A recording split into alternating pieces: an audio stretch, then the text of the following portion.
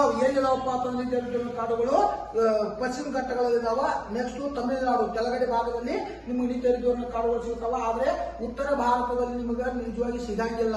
ಉತ್ತರ ಭಾರತದಲ್ಲಿ ನಿಮಗೆ ಎಲ್ಲಿಪ್ಪ ಅಂತಂದ್ರೆ ಮಹಾರಾಷ್ಟ್ರ, ಮಧ್ಯಪ್ರದೇಶ, ಗುಜರಾತ್, ಈ ಕಡೆ ಬಿಹಾರ, ವೆಸ್ಟ್ ಬೆಂಗಾಲ್ ಕೆಳಗಡೆ, ನೆಕ್ಸ್ಟ್ ಒರಿಸ್ಸಾ, ಈ ಪ್ರದೇಶದಲ್ಲಿ ನಿಮಗೆ ಎಂತ ಕಾಡುಗಳು ಕಂಡು ಬರ್ತಾವ ಅಂತಂದ್ರೆ ಎಲೆ ಉದುರುವ ಕಾಡುಗಳು ಕಂಡು ಬರ್ತಾವ. ಯಾವ ಕಾಡುಗಳು?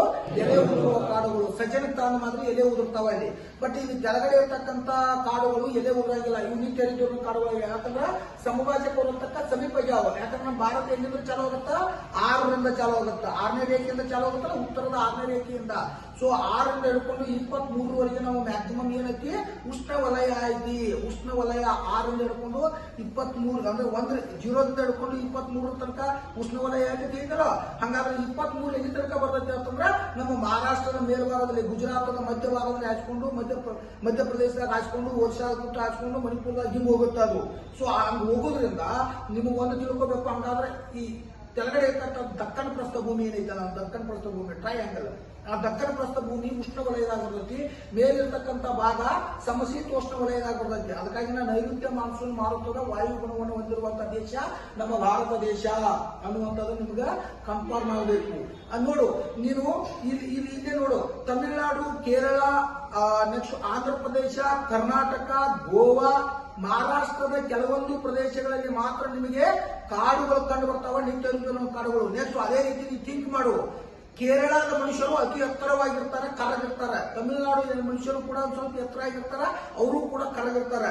ನಮ್ಮ ಕರ್ನಾಟಕಕ್ಕೆ ಬಂದ್ರೆ ಅಂದ್ರೆ ಒಂದು ಸ್ವಲ್ಪ ಮ್ಯಾಲ ಏರಿ ಬಂದ್ರೆ ಅಂದ್ರೆ ಸಮಭಾಜಕ ವೃತ್ತವನ್ನು ಬಿಟ್ಟು ನಮ್ಮ ಕರ್ನಾಟಕ 9-10ಕ್ಕೆ ಚಾಲು ಆಗುತ್ತೆ. ಎಷ್ಟು ಚಾಲು ಆಗುತ್ತಾ? 10ನೇ ರೇಖೆಗೆ ಚಾಲು ಆಗುತ್ತೆ ಕರ್ನಾಟಕ. 10ನೇ ರೇಖೆಗೆ ಚಾಲು ಆಗೋದ್ರಲ್ಲಿ ನೋಡು, ಸಮಭಾಜಕ ವೃತ್ತವನ್ನು ಬಿಟ್ಟು 10ನೇ ರೇಖೆಗೆ ಚಾಲು ಆಗುತ್ತೆ. ನಾವು ಸ್ವಲ್ಪ ಮ್ಯಾಲ ಬಂದ್ವಿ. ನಾವು ಆ ಮ್ಯಾಲ ಬರೋದ್ರಿಂದ ಕಿರಣಗಳ ಎಫೆಕ್ಟ್ ನಮಗೆ ಅಷ್ಟು ಬೀಳಂಗಿಲ್ಲ. ನಾವೇನಾಗಿದ್ದೇವೆ, ನಾವು ಕೂಡ ಒಂದು ಸ್ವಲ್ಪ ಕರಗಿದ್ದೇವೆ, ಆದ್ರೆ ಹೈಟ್ ಅಷ್ಟಿಲ್ಲ. ಹೈಟ್ ನಾವು ಅಷ್ಟಿಲ್ಲ. ನೀವು ನೋಡ್ರಿ, ಈಗ ಆರ್ಮಿ ಸೆಲೆಕ್ಷನ್ ಆಗ್ಬೇಕಾದ್ರೆ ಈ ನಾಗಾ, ನೆಕ್ಸ್ಟ್ ಆಸಾಮೀಸ್, ಈ ಕಡೆ ಎಲ್ಲ ಇನ್ನೊಂದು ಕೆಲವೊಂದು ಜನ ಕಾಲಂಗ ಕೊಟ್ಟಿರ್ತಾರ ನೋಡು. ನೀನು ಏನ್ ಕ್ಲೈ ಮಾಡ್ತೀಯ, ಇದು ನಾಗಾಲ್ಯಾಂಡ್ ಕ್ಲೈ ಮಾಡ್ತೀಯ, ಅರುಣಾಚಲ ಪ್ರದೇಶದವ್ ಕ್ಲೈ ಮಾಡ್ತೀಯ, ಆಸಾಮ್ದವ್ ಕ್ಲೈ ಮಾಡ್ತೀಯ, ಇಲ್ಲಾಂದ್ರೆ ಬೇರೆ ಬೇರೆ ಕೊಟ್ಟಿರ್ತಾರೆ. ಅಲ್ಲಿ ಆಸಾಮ್ ರಾಜ್ಯದಲ್ಲಿ ಅವ್ರು ಕೊಟ್ಟಿರ್ತಾರೆ.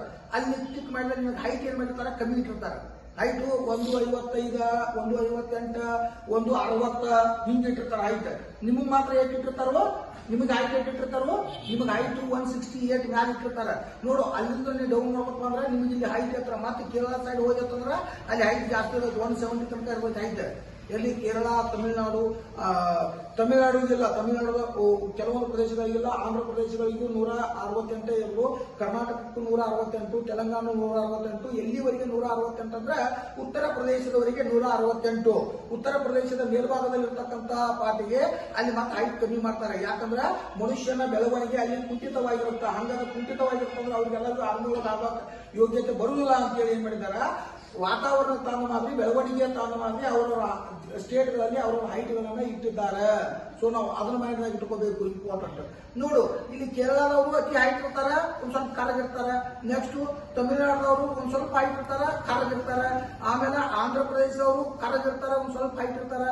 ಕರ್ನಾಟಕದವರು ಸಾಧಾರಣ ಮೈಕಟ್ಟು ಅಂದ್ರೆ ಫುಲ್ ಮೈಕಟ್ಟಿಲ್ಲ, ಸಾಧಾರಣ ಮೈಕಟ್ಟು, ಗೋಧಿ ಬಣ್ಣ ಅಂದ್ರೆ ಕರಗಿರಂಗಿಲ್ಲ, ಗೋಧಿ ಬಣ್ಣ ಇರುತ್ತ. ಸಾಧಾರಣ ಮೈಕಟ್ಟು ಅಂದ್ರೆ ಅಷ್ಟೊಂದು ಎತ್ತರವಾಗಿ ಬೆಳೆದಿರಂಗಿಲ್ಲ, ಹಂಗಂತೇಳಿ ಅತಿ ಕುಬ್ಜವಾಗಿರಂಗಿಲ್ಲ, ಮೀಡಿಯಂ ಸೈಜ್ ಮನುಷ್ಯ ಬೆಳೆದಿರ್ತಾನ. ನೆಕ್ಸ್ಟ್ ಗೋಧಿ ಬಣ್ಣದಾಗಿರ್ಬೇಕು. ಅದೇ ನೀವು ಮಹಾರಾಷ್ಟ್ರಕ್ಕೆ ಹೋದ್ರೆ ಕೆಂಪು ಬಣ್ಣಕ್ಕೆ ತಿರುಗ್ತಾರ, ಸೈಜ್ ನಮ್ಮಷ್ಟೇ ಇರ್ತಾರೆ. ಮಹಾರಾಷ್ಟ್ರದಾಗ ಕೆಂಪು ಬಣ್ಣ ಆಗುತ್ತೆ, ಜಾಸ್ತಿ ಕೆಂಪು ಮಹಾರಾಷ್ಟ್ರ ಸೈಡ್ ಇರ್ತಾರೆ ನೋಡ್ರು. ನಮ್ಮಂತ ನೋಡಕ ಆದ್ರೆ ಕೆಂಪು ಕಲರ್ ಜಾಸ್ತಿ ಇರೋದು. ನಾವು ಒಂದ್ ಸ್ವಲ್ಪ ಗೋಧಿ ಬಣ್ಣದಾಗಿರ್ತೀವಿ, ಅವ್ರ ಕಲರ್ ಜಾಸ್ತಿ ಆಗುತ್ತೆ. ಹಂಗ ನೀವು ಉತ್ತರ ಪ್ರದೇಶಕ್ಕೆ ಹೋದ್ರೆ ಅಲ್ಲೂ ಕೂಡ ಒಂದ್ ಸ್ವಲ್ಪ ನಮ್ಮ ಹಾಗೆ ಇರ್ತಾರೆ, ಅದ್ರ ಹೈಟ್ ಕಮ್ಮಿ ಇರ್ತಾರ. ನೋಡಾಕ ನಮ್ಮಂಗ ಕಾಣ್ತಿರ್ತಾರೆ, ಕೆಂಪಗೆ ಇರ್ತಾರೆ, ನಮ್ಮಂಗ ಕಾಣ್ತಿರ್ತಾರೆ. ನೀವು ಅದೇ ಮ್ಯಾಲ ಹೋಗಿ ಯಾವುದು ಪಂಜಾಬದ ಈ ಪ್ರದೇಶದಲ್ಲಿ ಮತ್ತೆ ಅಲ್ಲಿ ರೇಗಿಸ್ತಾನ ಇದೆ. ರೇಗಿಸ್ತಾನ ಇರೋದ್ರಿಂದ ಅಲ್ಲಿ ಹೀಟ್ ಜಾಸ್ತಿ ಇರೋದ್ರಿಂದ ಪಂಜಾಬದ ಜನ ಸ್ವಲ್ಪ ಮಟ್ಟಿಗೆ ಬೆಳವಣಿಗೆ ಇದೆ. ನೆಕ್ಸ್ಟ್ ನೀವು ಮುಂದೆ ಹೋದ ಇಲ್ಲಿ ಹಿಮಾಚಲ ಪ್ರದೇಶ, ಇದು ಯಾವ ಖಂಡದ ಉತ್ತರಾಖಂಡ, ನೆಕ್ಸ್ಟ್ ಲೇ ಲಡಾಖ, ಈ ಕಡೆ ಬಂದ್ರೆ ಆಸಾಮ, ನೆಕ್ಸ್ಟ್ ನಾಗಾಲ್ಯಾಂಡ್, ಮಣಿಪುರ, ಇವು ಏನ್ ಬರ್ತಾವಲ್ಲ ಇವು ಮೇಲಿರ್ತಕ್ಕಂಥ ರಾಷ್ಟ್ರಗಳೇ ಬರ್ತಾವಲ್ಲ ಈ ರಾಜ್ಯಗಳು ಎದಕ್ಕೆ ಹಿಮಾಲಯ ಪರ್ವತದ ಮೇಲ್ಭಾಗದಲ್ಲಿ ಅಂದ್ರೆ ಸಂಭಾಜಿ ಪರ್ವತವನ್ನು ಬಿಟ್ಟು ಸರಿಸುಮಾರು ಎಷ್ಟಕ್ಕೆ ಹೋಗ್ತಾವ ಅಂದ್ರೆ 29-30 ತನಕ ಹೋಗ್ತಾವೆ. 30 ಗೆರೆ ಅಂದ್ರೆ ಯಾವುದು ಲ್ಯಾಟಿಟ್ಯೂಡ್ ಅಂದ್ರೆ ಅಕ್ಷಾಂಶ 30 ಆಸುಪಾಸಿನಲ್ಲಿರ್ತಕ್ಕಂಥ ರಾಜ್ಯಗಳಲ್ಲಿ ಅಲ್ಲಿರ್ತಕ್ಕಂಥ ಮನುಷ್ಯರು ಕುಬ್ಜವಾಗಿರ್ತಾರೆ ಅಂದ್ರೆ ಗಿಡ್ಡಾಗಿರ್ತಾರ. ಅವ್ರ ಕಣ್ಣುಗಳು ಗುಡ್ಡಿಗಳು ಹೊರಗೆ ಬಂದಿರ್ತಾವ, ಕೆಂಪುಗಳಾಗಿರ್ತಾರ, ಒಟ್ಟ ಹೈಟ್ ಇರಂಗಿಲ್ಲ ಅವರು, ಒಟ್ಟ ಹೈಟ್ ಇರಂಗಿಲ್ಲ. ನೀವು ಹೋಗಿ ನೋಡಿರ್ಬೋದು, ಇಲ್ಲಾಂದ್ರೆ ತೆಗೆದು ನೋಡು, ಯೂಟ್ಯೂಬ್ನಾಗ ಗೊತ್ತಾಗತ್ತೆ. ಆಸಾಮೀಸ್ ಹೊಡೆದು ನೋಡು, ಆಸಾಮೀಸು. ನೀವು ಮತ್ತೆ ಮ್ಯಾಲ ಹೋದ್ರೆ ಚೀನಾದವ್ರು ಅದಕ್ಕಿಂತ ಕಮ್ಮಿ ಇರ್ತಾರೆ.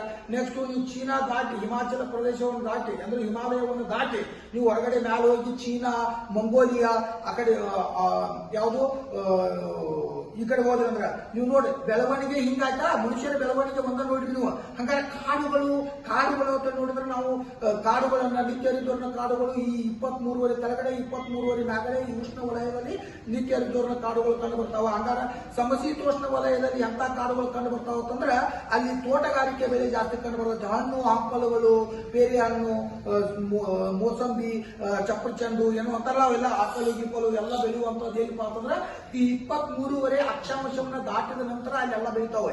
ಅದನ್ನ ಬಿಟ್ಟು ನಿಮಗೆ ಇಲ್ಲಿ ಕರ್ನಾಟಕದ ಬೆಳೆಯತ್ತಂದ್ರೆ ಆಪಲ್ ಬೆಳೀತತ್ಯಾ ಬೆಳೆಯಕ್ ಸಾಧ್ಯ ಇಲ್ಲ. ಆದ್ರೆ ಕಾಶ್ಮೀರದಾಗೆಲ್ಲ ಆಪಲ್ ಬೆಳಿತಾವೆ. ಆಪಲ್ ದಾಟಿ ಆ ಕಡೆ ಮುಂದೆ ಹೋಗ್ತಕ್ಕ ಇಲ್ಲಿ ಸರ್ ಎಲ್ಲಾ ಕಡೆ ಆಪಲ್ ಬೆಳಿತಾವ, ಬೆಳೆಯಂಗಿಲ್ಲ. ಮುಂದೆ ಹೋದಂಗ ಅಲ್ಲಿ ಹುಲ್ಲುಗಾವಲು ಪ್ರದೇಶ ಬಂದ್ಬಿಡುತ್ತೆ ನಿಮಗೆ. ಹುಲ್ಲುಗಾವಲು ಪ್ರದೇಶ ಎಲ್ಲಿ ಎಷ್ಟು ಒಂದು 50ನೇ ಅಕ್ಷಾಂಶದ ಆಸುಪಾಸಿನಲ್ಲಿ ಹೋಗಿ ನಿಮ್ಗೆ ಹುಲ್ಲುಗಾವಲು ಬಂದ್ಬಿಡುತ್ತೆ. ದೊಡ್ಡ ಮರಗಳು ಸಿಗಂಗಿಲ್ಲ ನಿಮಗೆ, ಅಲ್ಲಿ ದೊಡ್ಡ ಮರಗಳು ಸಿಗಂಗಿಲ್ಲ. ಇಲ್ಲಿಗತ್ತೆ ನಿತ್ಯ ಹರಿದ್ವರ್ಣ ಕಾಡುಗಳು ಸಿಗಂಗಿಲ್ಲ, ಎತ್ತರವಾದ ಪ್ರದೇಶ ಸಿಗಂಗಿಲ್ಲ. ಸೊ ಅಲ್ಲಿ ಹೋದಂಗ ಪ್ಲೇನ್ ಆದಂತ ವಾತಾವರಣ ಬಂದ್ಬಿಡುತ್ತೆ. ಅಲ್ಲಿ ಏನ್ ಬರ್ತಾವ ಹುಲ್ಲುಗಾವಲುಗಳು ಬಂದ್ಬಿಡ್ತಾವ. ಹಂಗಾರ ಶೀತ ವಲಯಕ್ಕೆ ಹೋದ್ಕೊಂಡು ನಿಮ್ಗೆ ಏನು ಸಿಗಂಗಿಲ್ಲ. ಶೀತ ವಲಯಕ್ಕೆ ಹೋದ್ಕೊಂಡು ಜೀವಿಗಳ ಬೆಳವಣಿಗೆ ಬಹಳ ಕುಂಠಿತವಾಗಿರುತ್ತ.